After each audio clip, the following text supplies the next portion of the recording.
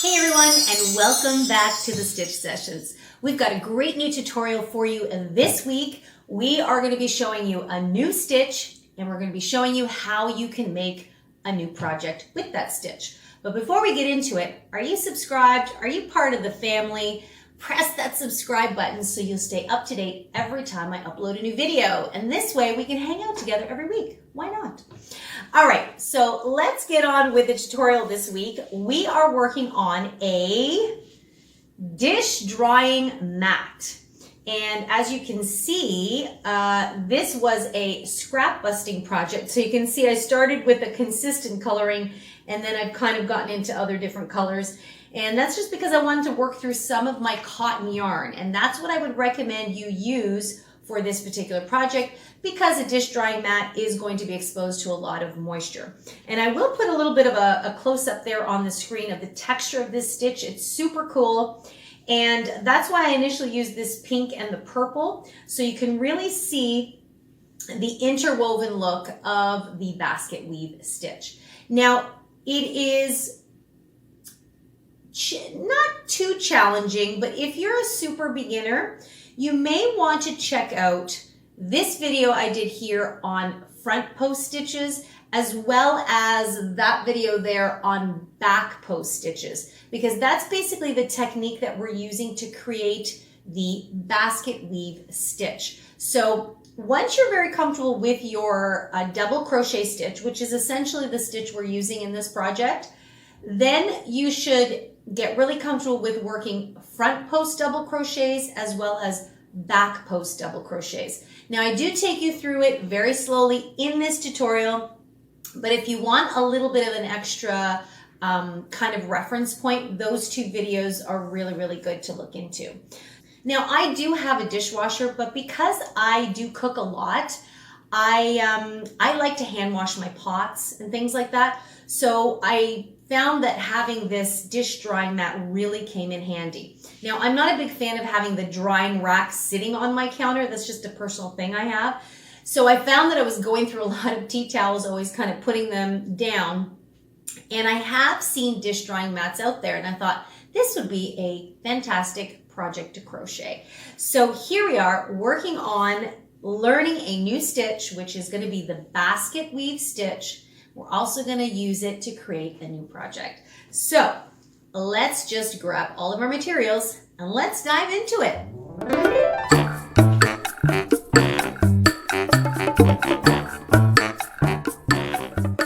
So here are the materials you're going to need for your dish drying mat. I am using, you may recognize this color from our butterfly crochet wall art project. And this is the Bernat Handicrafter cotton. And just in case you're wondering, it's called lavender. And I've also got some of this fuchsia color, and I don't remember exactly the name of this color. So I'm actually going to make mine with a multicolor effect. You don't have to. You can absolutely just do yours one solid color.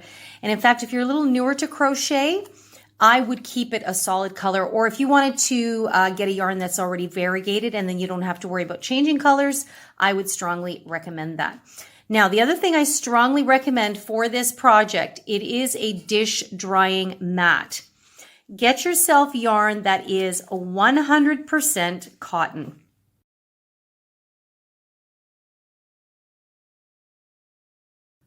%100% cotton.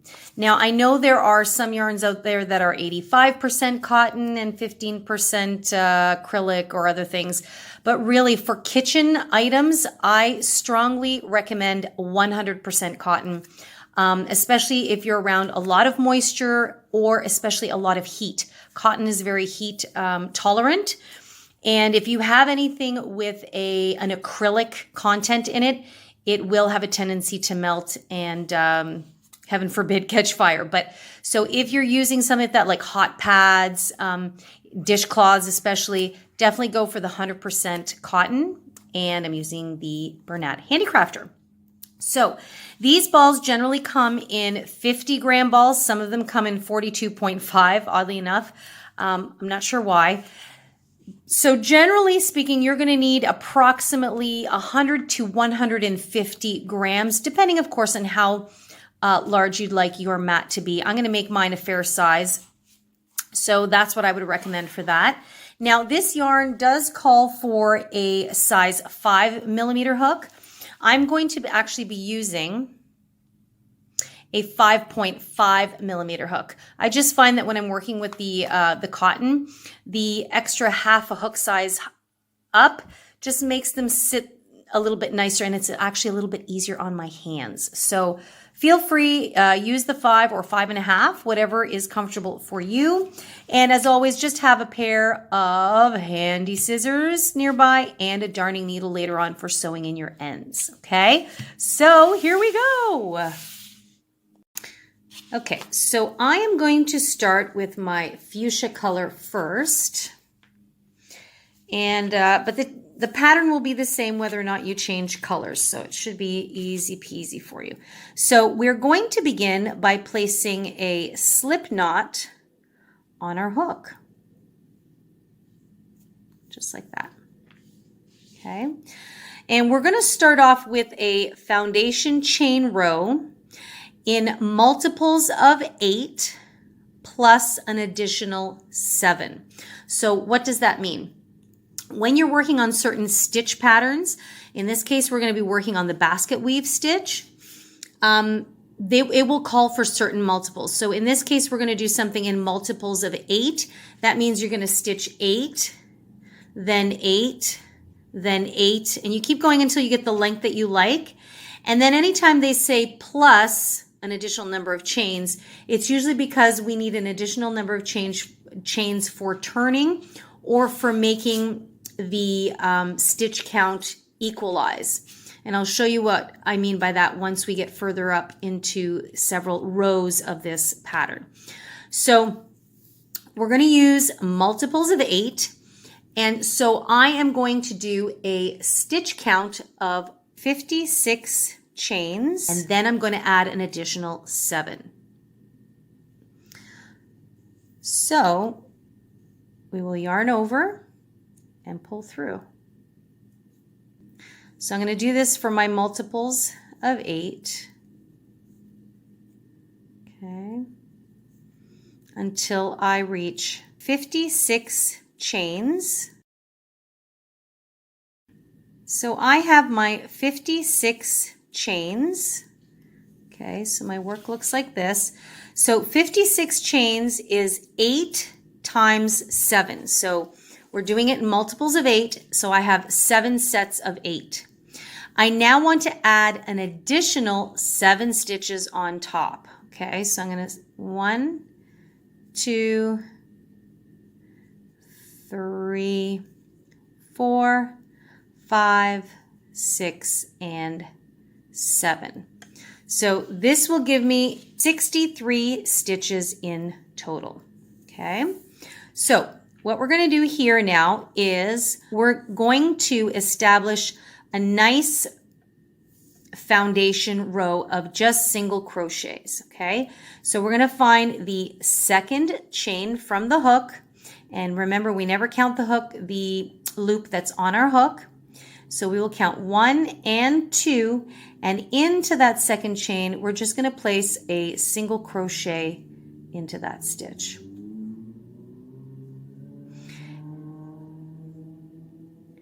And I just want to draw your attention to the fact that my chain stitches, as you can see, they're fairly relaxed.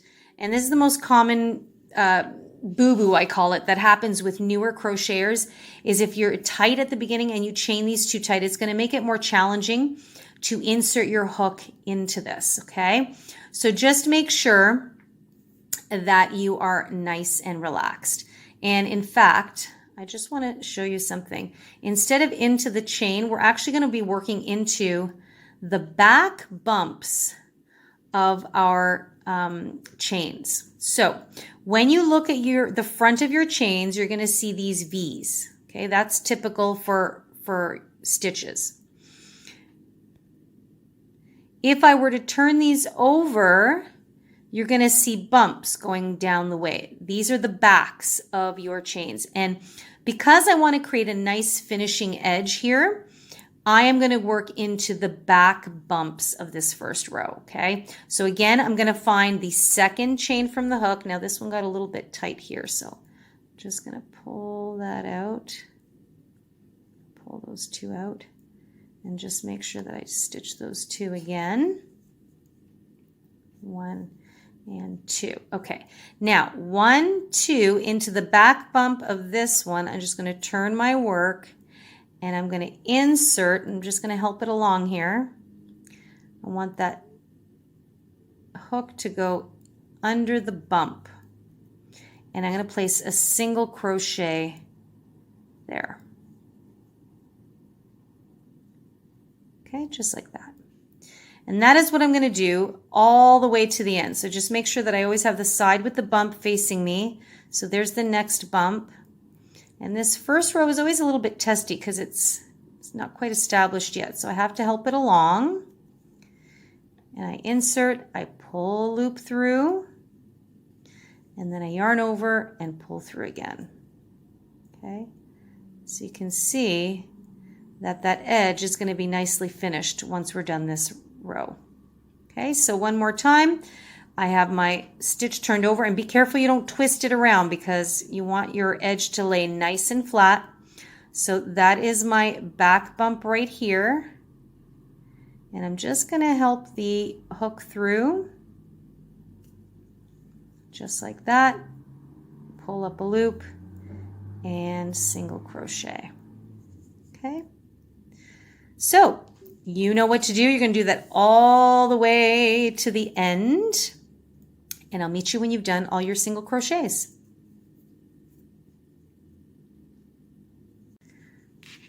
Okay, so once you've done your establishing row here of single crochets, your work is going to look something like this.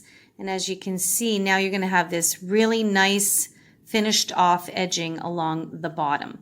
So because we did single crochets and we went in the second chain from the hook, we now will have 62 stitches in total. So if you did the same multiple of 8 that I did, you will now have 62 stitches. So that's the stitch count we're going to work on. So the next row is technically still another, what I like to call an establishing row. So the repeat of the stitch design will not begin yet.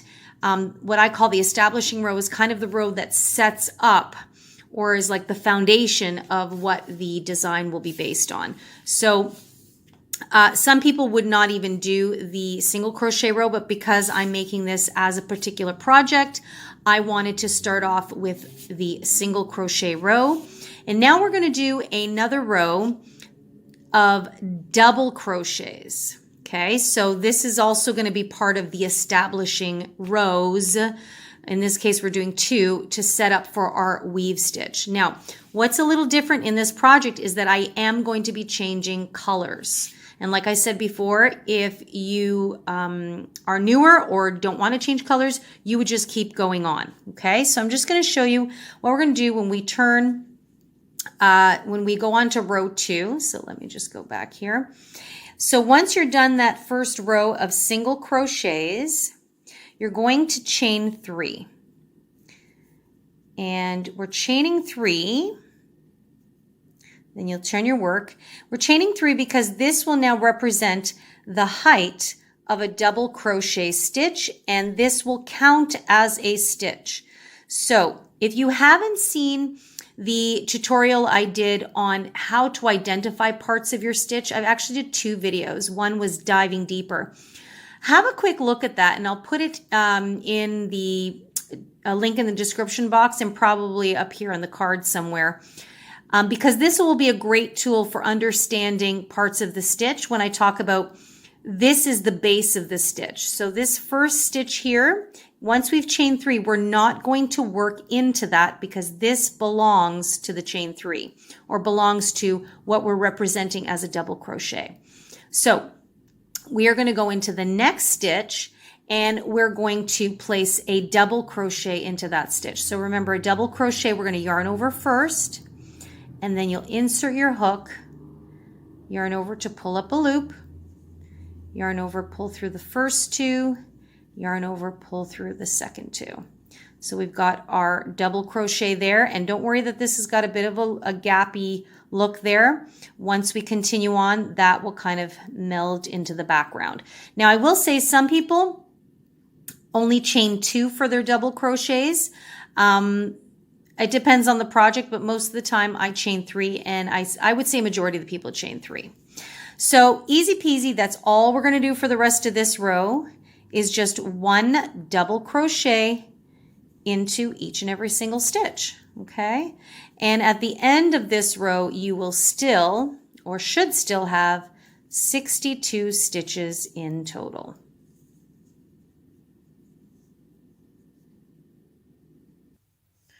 Okay, and this is my very last stitch. Remember, this is the chain 1 where we turned from the previous row, so don't miss that.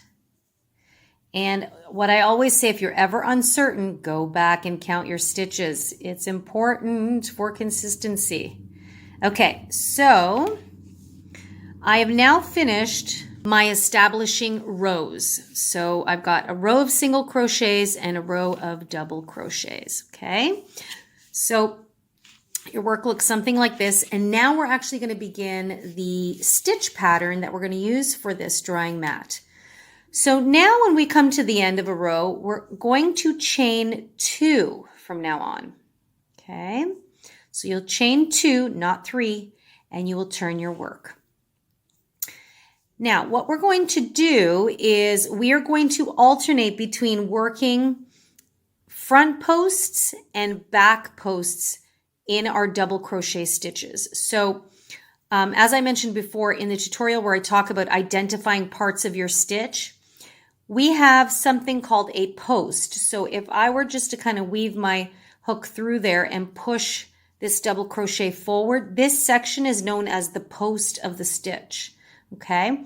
So in this pattern, to create that weave effect, we are going to work 4 stitches in the front post. That means we're going to push the posts forward, and then we're going to work 4 stitches where we're going to work back posts, and that means we're going to weave in from the back and push the post out to the back.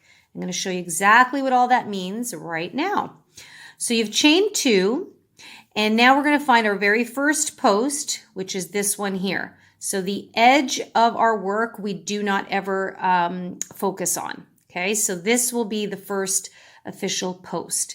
And we are going to work a double crochet front post, or a front post double crochet stitch. So you will yarn over like you normally would work a double crochet, but instead of going into the stitch, we're going to go behind the post. So we're pushing that post forward. We'll then yarn over and pull the loop through just like we normally would. And I would just keep this a little bit relaxed here. And then yarn over, pull through 2, and yarn over and pull through 2.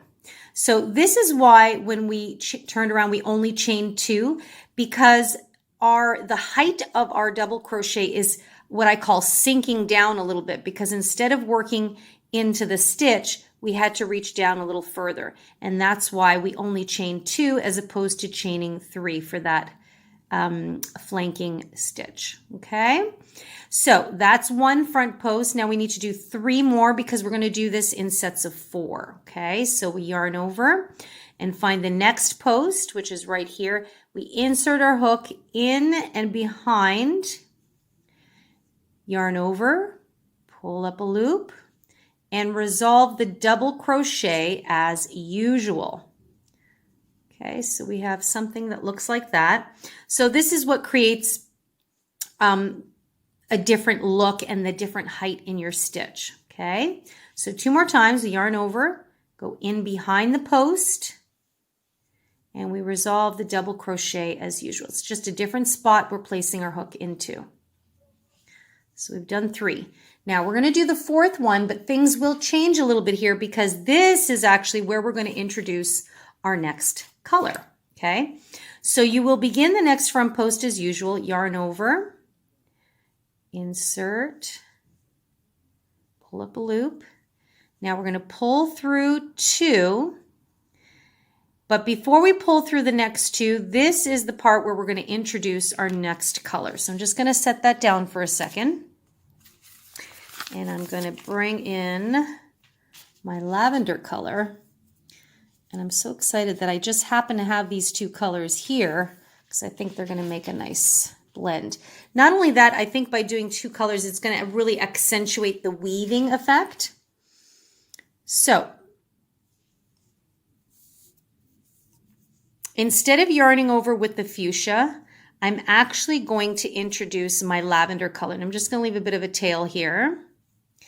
And that is the color I'm going to pull through to resolve this double crochet. Just like that. Okay, doesn't look like much yet, but now we're going to work back post stitches. Now, with the fuchsia, what we're going to do is we're just going to lay it down here. We're going to carry the yarn with us. So I'm going to be working over this yarn here as I work with the lavender. And in fact, I'm going to work over that short tail as well. Okay, so I'm going to yarn over using the lavender. And now instead of pushing this post forward, I'm actually going to go in behind. Now I do want to work over, I'm going to carry the fuchsia yarn, and I do want to work over this tail. Now because we're not working into the stitches per se, we're working into the posts, we're going to just have to kind of tuck this down a little bit so that it gets caught up in it. Okay, so I'm going to yarn over first like I normally would, but instead of going in through the front to push up the post, I'm going to go in through the back. So I'm going to go in through the back and push that post back. Now, the thing is, you see that? It didn't catch that. So I want to make sure that I am going to trap this yarn with me as I go. And this is where it can get complicated if you're a little bit newer. I recommend you not change colors right now. Just get comfortable with the stitch pattern itself. But if you're a little bit more experienced, what you want to do is you're going to yarn over and you just want to kind of hold these two yarns out of the way so you can reach in behind to grab that post, okay, and push it to the back. Then I'm going to bring my two yarns back and then pull up a loop. Now what this will do is it will help trap that color in there, those two yarns, okay? And then I will yarn over and pull through two, yarn over and pull through two, okay? So you can see the first four, the front post, it just makes it look like it's kind of raised up. Now when I go through the back, you can see it's pushed that stitch to the back. And don't worry that it might look a little messy on the back. There will be a front and a back to this project simply because of the color change. So let's do that again. You're going to yarn over. So now you're always going to have two yarns kind of hanging out. So whenever you're yarning over, the color that is not being used, you're just going to kind of push off to the back for a moment. You're going to go in from behind, pushing that post back, and now you're going to bring that other color back over, and then you're going to yarn over. I know that seems like a lot. And then you're going to pull it through. And that should help you kind of trap that in there. Okay, and then you will resolve the double crochet like before. Okay, so you can have something that looks like that, and that is totally a-okay. Looks pretty cool. We're going to do this 2 more times because remember, we're doing this in sets of 4. So I'm going to yarn over and just push that guy out of the way momentarily. Push the post to the back. And now bring this guy back over. And it's just a little confusing right now. I know you're probably thinking there's 2 strands there just because it's the tail end of the lavender. Once this is done, you'll only ever be working with 1. So just hang in there if this is throwing you off a little bit. So I'm going to yarn over, pull up a loop. So now for sure I've trapped that in there. And now I'm going to resolve my double crochet. Now, if you need to, and I always strongly recommend this, I know there's a lot going on here right now, just in this early stage of doing this, pause the video and go back and watch it a couple times if need be. I really feel once you kind of get it, you'll get it for the rest of the pattern, okay? It's just this first establishing row can be a bit funky, okay? But don't let that phase you. For those of you that are not changing color, you just follow the front and back post technique as I'm doing it. You don't even have to worry about another strand, okay? So if you don't have the strand, you yarn over, go in from behind, push through, etc. If you do have this other yarn, you just push it to the back before you go in to the back post, okay? Whoops, I need to bring it back before I take that. And it's going to feel a bit awkward because stuff is going all over the place, but I promise you it will all make sense. Okay, so there we go. This is our first set of 8. Remember when we were doing things in 8s? Because 4 of the stitches have to be in the front and 4 of the stitches have to be in the back. Okay, so now what we're going to do is we're going to go back and do the front post again. So basically you're going to do 4 front posts, 4 back, 4 front, 4 back, 4 front, all the way until you have 1 stitch left, which is going to be your chain 3. Now in my case, what I'm doing is I am going to be alternating colors every time I do this. Okay, so now that I'm going to go into the front post, in fact, I should not have done that 4th one like that. So whenever we do the 4th one and we're going to change colors, we don't resolve the whole thing. Okay, so I pulled through the first 2 loops, but I'm not going to pull through the second 2 loops with the lilac. I'm actually going to put that down and bring back my fuchsia color, and that is what I'm going to finish with. And what that does, see, it gets this color ready for the next stitch. Okay, so I still have my 4 back posts. Now I'm going to go back to working the front posts. So I'm just going to leave my lavender here. And what I want to do is, again, I'm going to set it behind. I'm going to yarn over, but this time I'm going to insert my hook through the front to push up the loop in the back, okay? Now, when I put my loop through there, I just leave that lavender yarn around and I carry it with me as I go through the front, so that when I yarn over, that color is going to get trapped. See? Just like that. Otherwise, I won't be able to carry the colors with me. Okay, so in this project, I want to be able to carry the colors along. So then I just resolve that double crochet as usual. Okay, so see, now we're going back in through the front. So again, I'm going to yarn over. And my lavender, I'm almost done working over my short tails behind. I'm going to insert through the back, but before I come in through the front, I just want to kind of yarn over there so it traps it in. It's basically trapping it between the post and the hook. Then I yarn over with the lavender and pull it through so that now I'm trapping it definitely in there. So when I turn that over, see that? That's exactly what we want. And then I just finish the double crochet as usual. Okay. So now you can start seeing it's going to look really, really cool with the color changes. I'm so excited. Now, again, if you didn't do a color change, it's still going to look really cool because of the texture, right? So this is a really great textured stitch. And it's also really great for blankets too, by the way. Okay, so I'm going to do that one more time. Yarn over. I'm going to go in through the front, make sure that I trap my lavender here. So see, the rest of my tail is there. I'll just weave that in at the end. And then I come in through the front, yarn over, and make sure that when I pull through that I'm not pulling the lavender, right? I want to pull it through so that it's trapping the lavender in there. And then I pull through 2, and I pull through 2. Okay, so there's 3 front posts. And if I turn this over, so it's actually pretty neat and tidy. Okay, So see, I've been trapping this lavender in the back there. And then, so here's, we've been trapping the lavender, and here we trapped in the fuchsia. So it's looking pretty good, okay? So go ahead and do that. You're gonna alternate front, back, all the way to the end, sets of 4. Remember that you need to trap the non-working yarn when you are working the other yarn.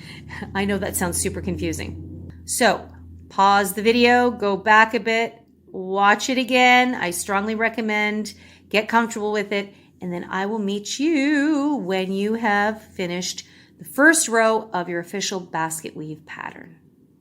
Okay, I'm just coming up to the end of row 1. So I'm doing my last front post stitch here. So I'm yarning over, and I make sure to trap that other yarn in there. Whoops. When I come through the front, yarn over, and I'm pulling through. So there we go. So just done my last 4 front post stitches, and I'm going to have 1 stitch left. Now this is that chain 3 we did in the beginning when we were establishing our rows, or the foundation. So what we're going to do is we're going to do a half double crochet into the top of the chain 3, which is right there. Now you might be asking, well, why would you do a half double crochet if you've been working doubles the whole time? The thing is, when we work front posts, we have to dip down a bit lower than if we worked into the stitch directly. So in order for our work to stay level, and we're going to work into the stitch, we need a slightly shorter stitch. Now, if I was working another front post, I wouldn't worry about it because it would sit at the same level. But because we want our work to be flanked by 1 regular stitch on each side, it's going to be a half double crochet. Now, if you like theory and like understanding that, then you'll appreciate the fact that I gave you that explanation. If you don't give a flying hoot and just want to know what to do where, then that's okay too. So we're going to simply place a half double crochet in the very top of our chain 3 there. So you'll still yarn over, and you'll pull up a loop. The difference is now you're going to yarn over and pull through all of those loops at the same time. Okay, so see that stitch is slightly shorter, but it sits nicely next to the longer stitch that has reached down further.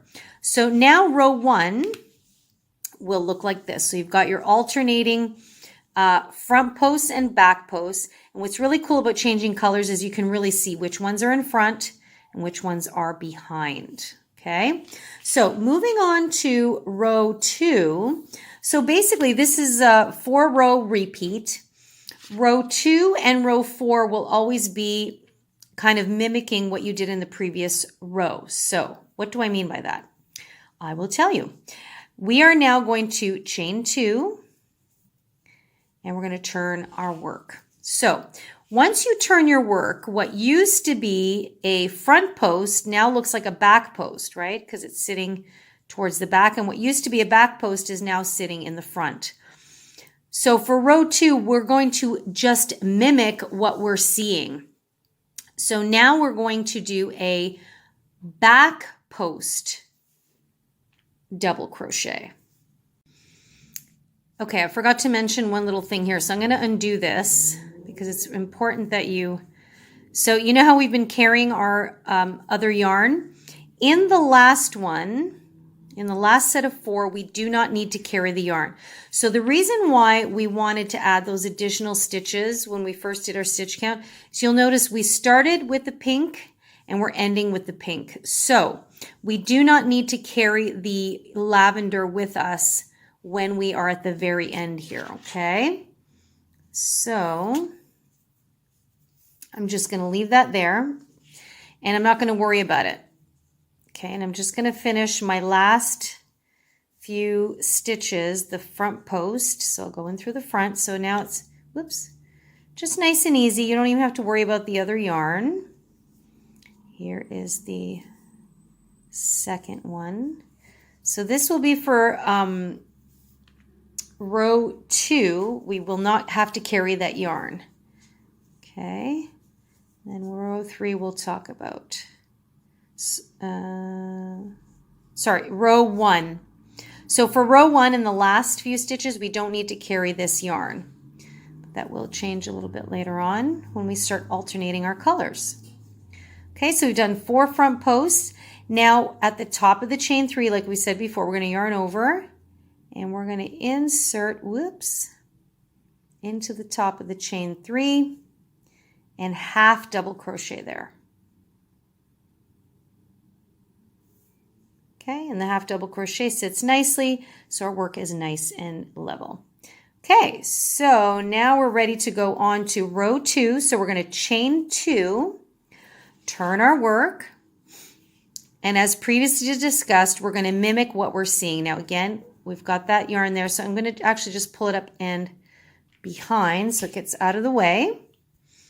So now this, what was a front post, now when I turn it to the back, it looks like a back post. So that is now what I'm going to do for row 2. So wherever I see a back post, I will back post into it. So I'm going to yarn over. Remember, this first stitch never counts. I'm going to go in from behind and just back post double crochet. So there's 1.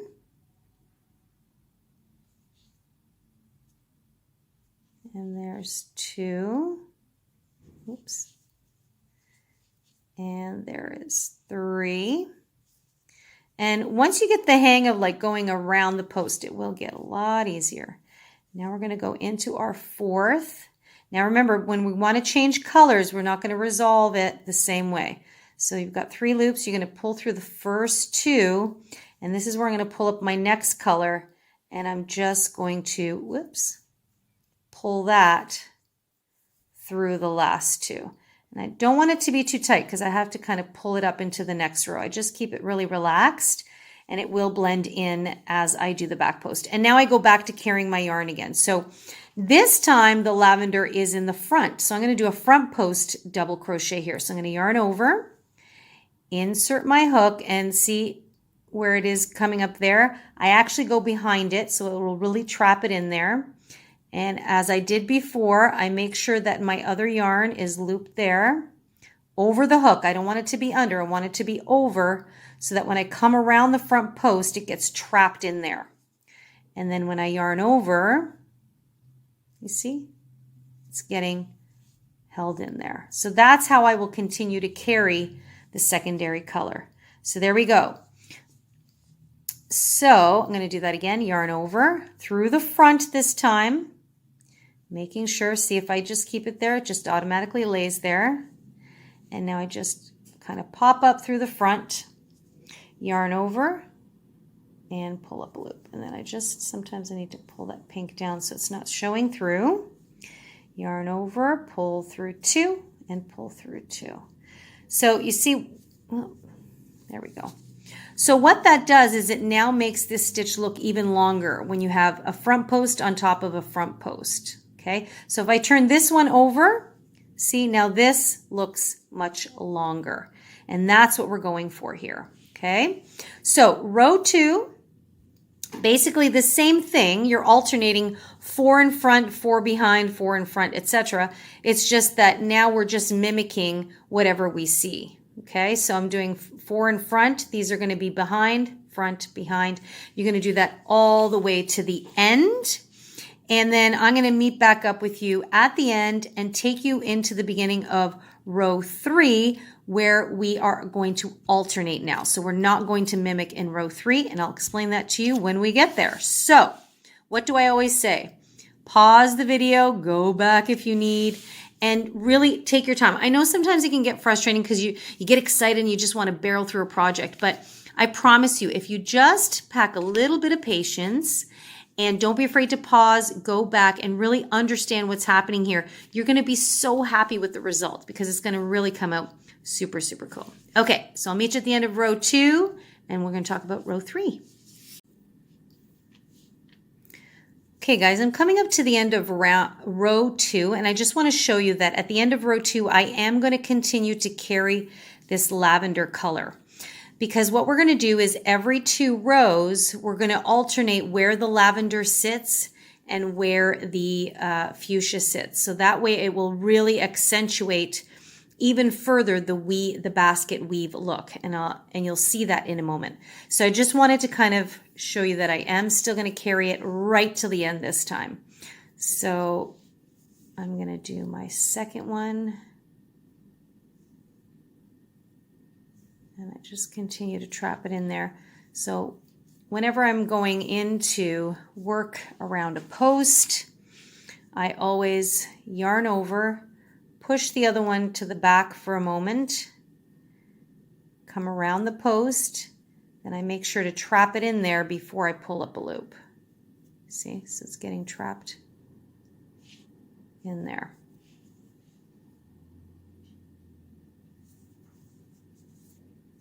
And I've got one more back post to do.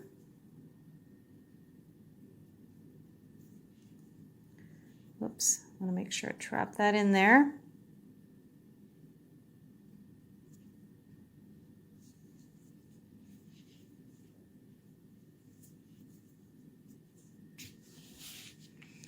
Okay, so I've done my last 4 stitches, which is a back post on top of back posts, and I've got my chain 2 here from the previous row. So I'm going to go ahead and I am going to half double crochet into that, and I want to make sure that I am keeping this lavender with me because I am going to change into that lavender color the very end of this stitch. So I'm going to yarn over, insert my hook into the top of the chain 2, which is right there.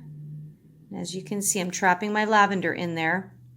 I'm going to pull up a loop, and now to resolve the stitch, this is where I'm going to take my lavender and I'm going to resolve it with the lavender.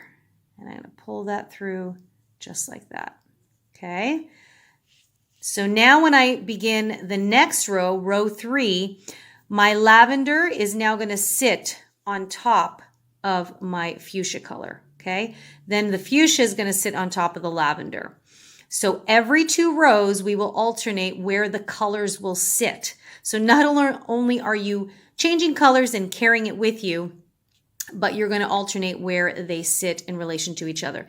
And the funny thing is, when I started working on this project, I really kind of thought it would be fun and simple to do with a great look. And it is, but there's a lot of layers to it. So it's more that it takes a little bit of a thought and planning, as opposed to just being able to kind of just do one stitch and go along with it. So I don't, long story short, what I'm trying to say is I don't want anyone to be intimidated by this stitch.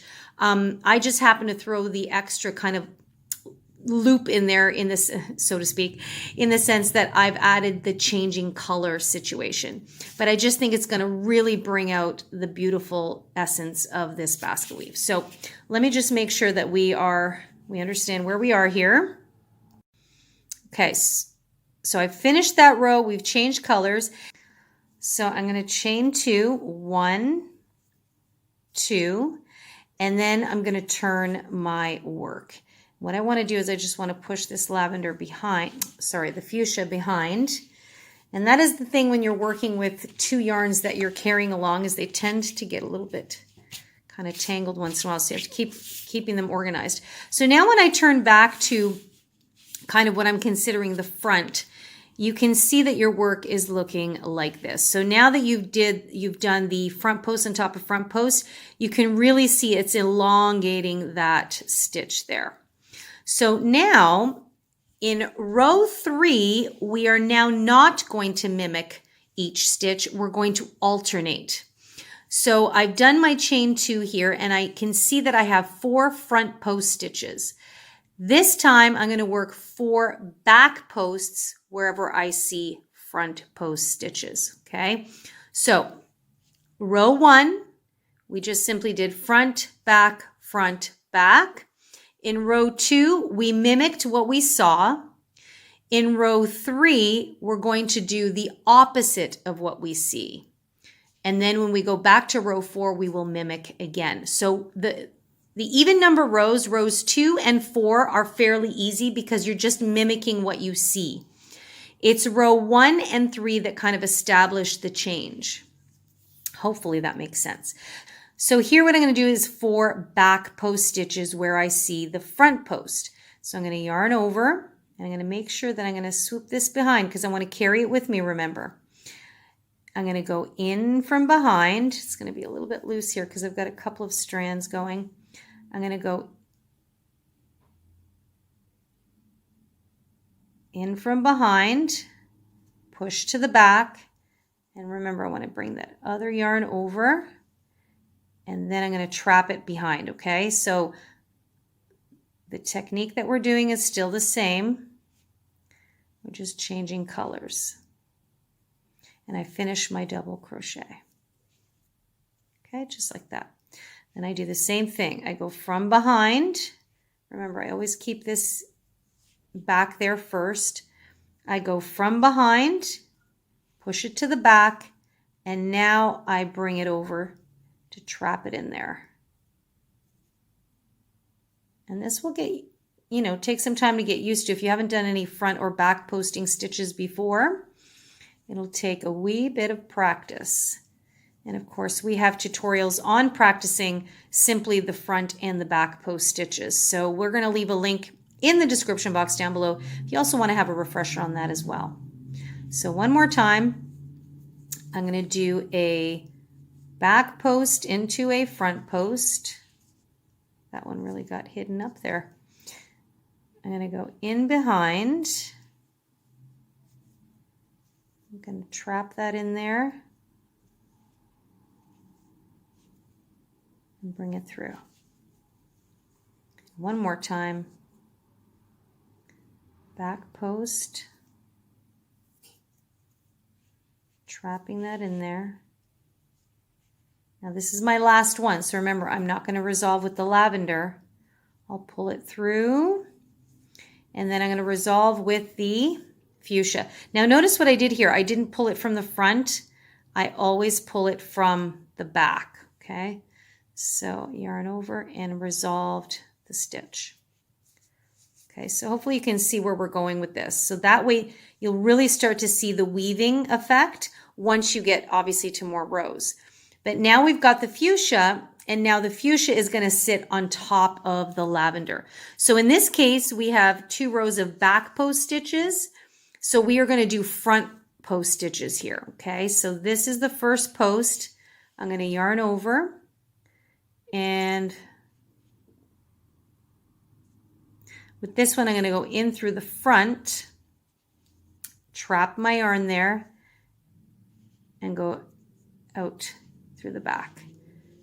Okay, and then I'm going to pull through and trapping that lavender.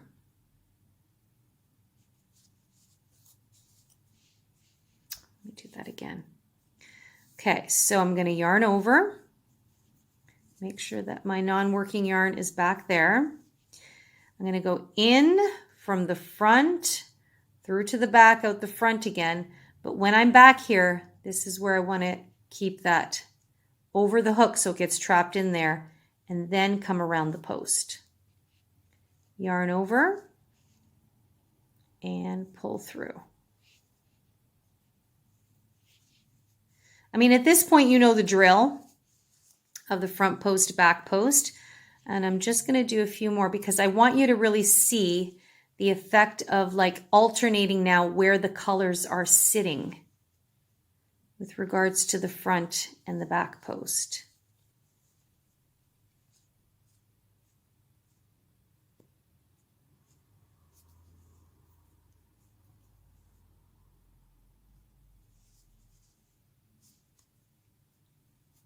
So this is my last one here. And again, when I go to resolve the very last one, I pick up the other color and pull it through. Just tighten a wee bit. Now this one gets pushed to the back, and we start with the next color. Okay, so I did 4 front posts there. Now it's still not going to kind of look like anything just yet. Okay, but you can really see, hopefully actually, on this side, you can now see a little bit more what the effect is. So it's actually going to create like a checkerboard basket weave effect. Whoo-wee. Okay. So just going to do one more here, yarn over. So now we've got for front posts, we go back to doing back posts. So remember in row 3, and I know I'm repeating myself, but I really truly want to make sure that this makes sense to you guys. In row 3 of the pattern, you're always doing the opposite of what you see. Okay, so row 1 and row 3 will be the opposites. So this is row 3, so I've got front post stitches, so that means I'm going to go in through the back. So I'm going to go behind that. Then I'm going to trap my other color. Then I'm going to pull up a loop.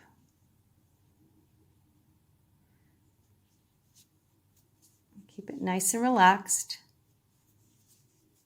Just like that.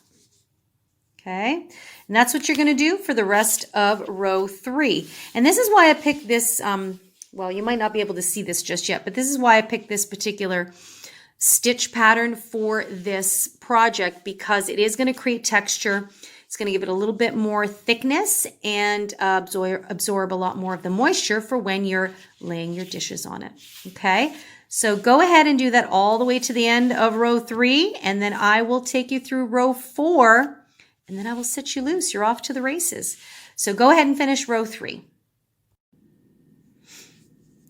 Okay, so I'm just at the very end of row 3, and I just wanted to remind you guys that when we're going back up to an even row number or an even numbered row, that we don't need to carry this yarn to the end, okay? Because we are going to keep the purple on top of the purple. So if remember, for 2 rows, we keep the colors in the same spot, and every other row we change. So that's why I just dropped that pink where it is.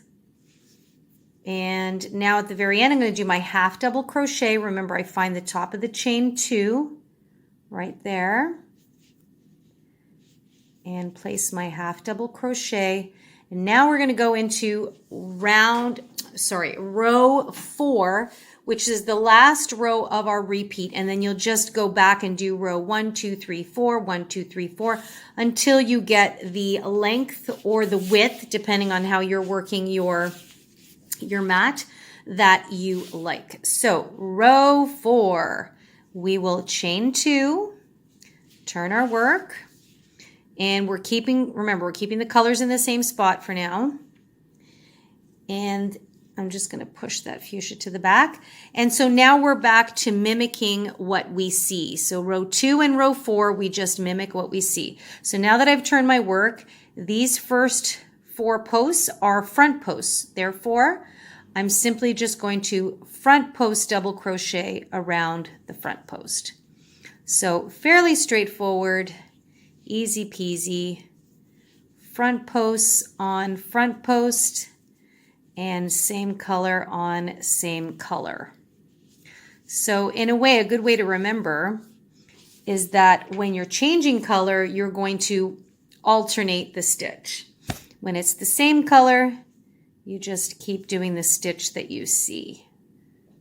Okay, so now I'm getting up to my fuchsia, and I always have it behind, right? And then I resolve it with the fuchsia, because now I'm going to do back post, and I'm going to change colors. So now these are back post stitches, so I'm just going to imitate what I see. Yarn over, go from behind, and I always try and trap that carry up yarn as well. Whoops, where are you? Trap it and pull through. But at this stage of the pattern, you should be able to see that it is definitely starting to take shape with the alternating colors and the alternating stitches. Okay, so again, back post, wherever I see back post, trap the yarn,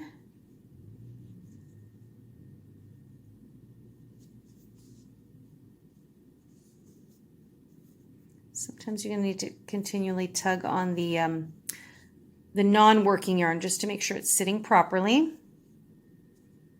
And this is the last back post of the back post here. And of course we're going to change colors, so I'm going to resolve with the lilac.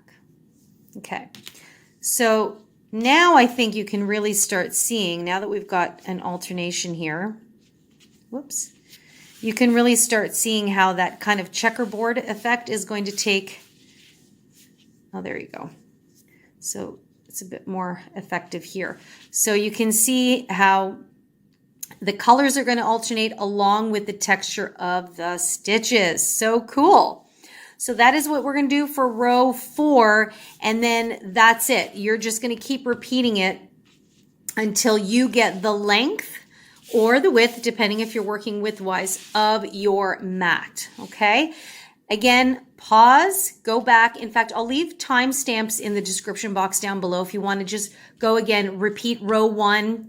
Then how did row 2 go again? I'll leave the timestamp for row 2, row 3, row 4, okay?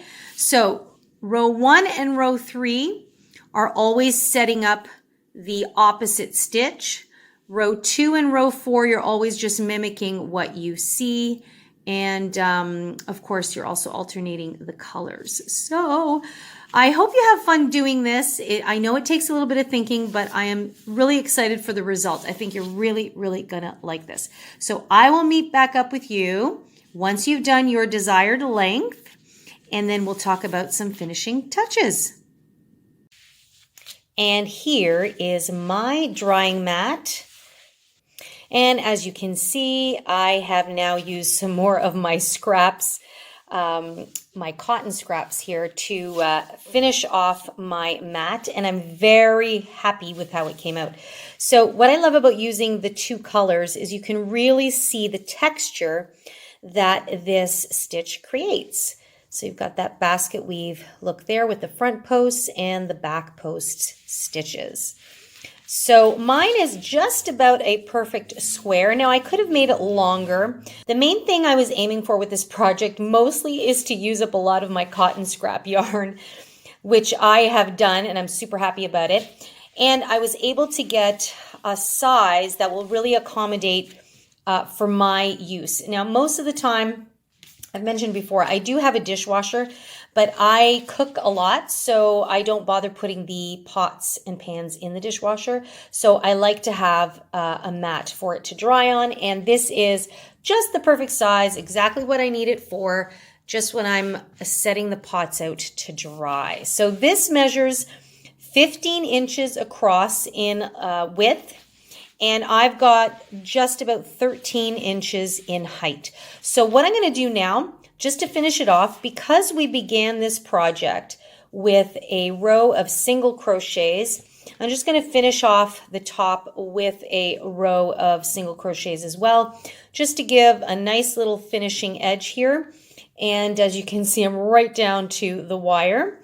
And that's it. Now, if you want to, you can do, you know, a further finishing edge along the side. But again, for me, this doesn't have to be super fancy. It's just going to be a dish drying mat. So I am going to leave my edges as they are. I'm happy that they are straight enough. And Bob's your uncle. So let's talk about just doing a nice little finishing edge here. Okay, so as you can see, we've got the front post stitches here and we've got the back post here. So we're just going to do one row of single crochets just to kind of see how it's got a little bit of a wave through it. Sometimes just adding another row, or if you want to do 2 rows, you can, of just straight stitches, just gives it a nice little finishing edge. So I've come to the end here and I've already done my chain 1 and I'm turning my work.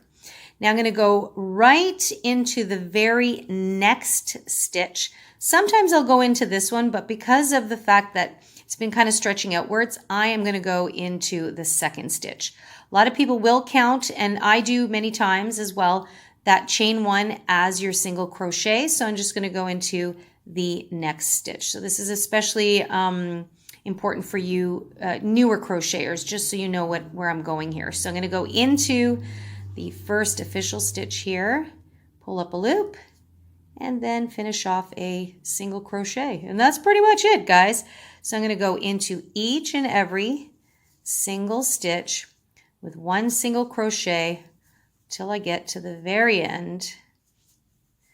And then your dish drying mat is complete. Okay, so I'm just doing a few here with you just so you can see.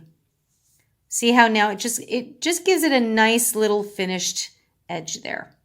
So I'm going to get you to go all the way down to the end.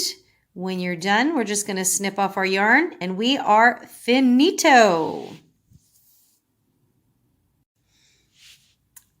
Okay guys, just a little something here. I actually only got about 3/4 the way across when I ran out of my yarn.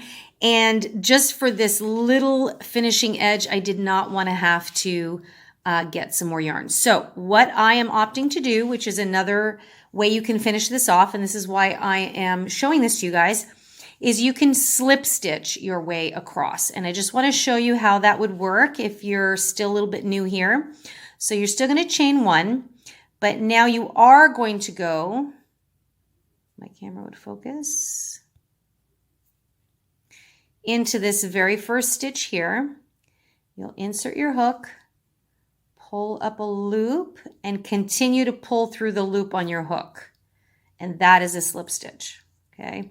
At this point, I'm assuming if you've gotten to the point where you're doing post stitches, then you most certainly know what a slip stitch is. But, you know, you'd never know. So we're going to insert, pull through, and pull through the loop on the hook. And again, insert, pull through everything. So this is just another way that you can add a nice little finishing touch here to your project. Okay, so same idea, it's just evening everything out.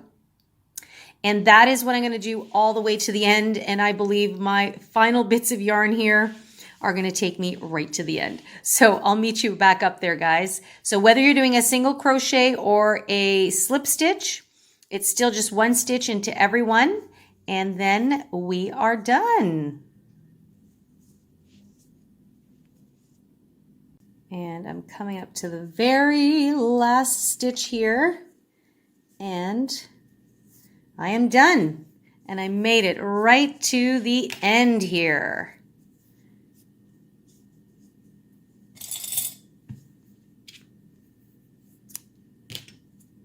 Okay, just pulling that through, pulling it tight, and then I will weave in my ends. Here we have it, guys, the dish drying mat. Love, love, love how this came out. Actually, you know what else would be a great thing to do with this stitch is a rug or a mat, especially if you're using the cotton yarn. It's got a nice thick consistency and it's very, very sturdy. So again, for kitchen stuff, rugs, I love using especially the Handy Crafter cotton. I just find it so sturdy.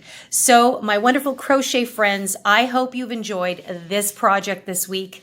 I know I have loved working with this basket weave stitch.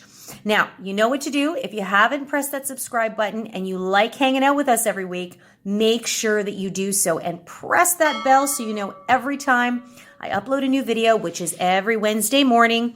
And sometimes you're going to see a few extra videos like our crochet quick chats or some of our crochet conversations. If you ever have any questions, you guys know where to find me. You can email me directly at info@crochetcrafty.com. As always, you can leave me a comment in the comment box down below. And you can also find me on Instagram as well as Facebook. And did I mention we have a newsletter? We have a newsletter. And if you like these types of projects, make sure to give me a thumbs up. And that way I'll know to continue working on similar projects like these. All right, guys, I wish you a wonderful day as always. Happy crocheting and take good care. See you guys in the next session.